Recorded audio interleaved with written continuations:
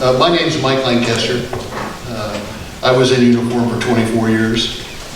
I did my combat tours in Vietnam, and I will be a little less solemn than Joe. I taught at the military academy for 4 years, and I taught at the University of Kentucky, and I've spent a lot of time ministering to young people through various church groups. And if I could tell you here, for what it's worth, every day life becomes easier for me because I recognize that people like you are ready to take over for us.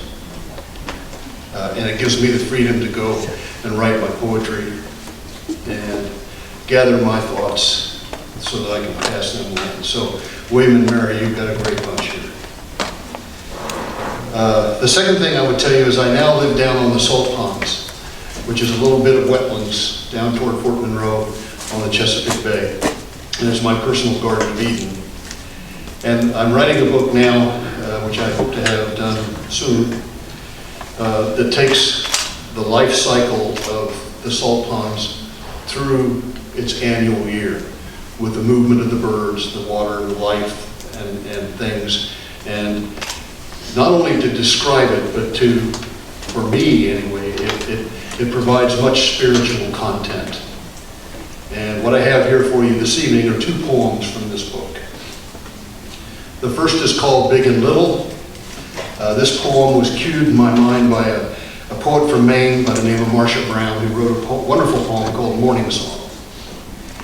And in Morning Song she said, every day you have to reach out to the very small and to the very needful and feed them.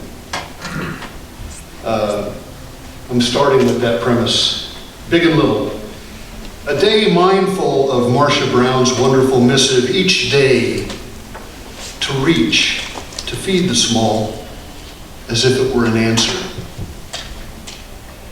This lovely November Indian summer, early morning on the lower Chesapeake, albeit threatened by imminent, very cold, a dip in the jet stream. Max, my dog, and I are walking along the salt ponds, thrilled in the late summer sun.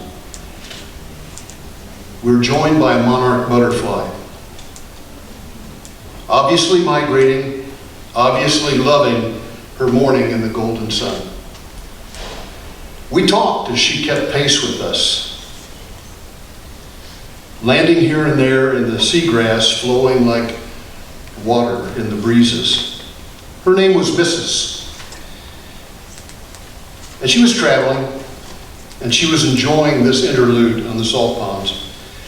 She giggled each time the breeze lifted her wonderful lightness into itself. She filled me with grace. I said to her, fly south, Mrs., as quickly as you can. Cold is coming. Not caring, more likely knowing more than I. She simply giggled, floating ever closer to us. And then quickly, as a blown kiss, she flew over the salt ponds to the bay. Max and I watched as long as we could. We prayed her Godspeed and thank you. Marcia reached to feed the small. This very small creature fed me, filling my heart's needy spots. The second poem is a little later in the year cycle. It's now cold. And it's called Salt Ponds Advent. It's that time of Christian waiting, and a reminder of the Old Testament peoples. It's also a reminder of the natural cycle when it goes to rest. Again, Salt Ponds Advent. Exuberant life gives way to that which you must wait upon. Multi-layered life that celebrates itself minute by minute in depths of mud and every level of water and air, green upon tones and shades of profligate growth, go nearly mute. In the advancing cold and the lower light, the birds of summer move further south to economies and ecologies more kind seasonally to that fragile softness of their kind. Gone to ground is the salt life in this maritime preserve. To know the life, the beauty, the holiness, I must silence the noisiness and the busyness of me, to see and hear sanctity within. Advent's nature is mostly at rest, waiting later call to rise abundant. Silently I see and hear those always here. Birds are here in beauty of movement of sound and earnest sweetness. I must wait.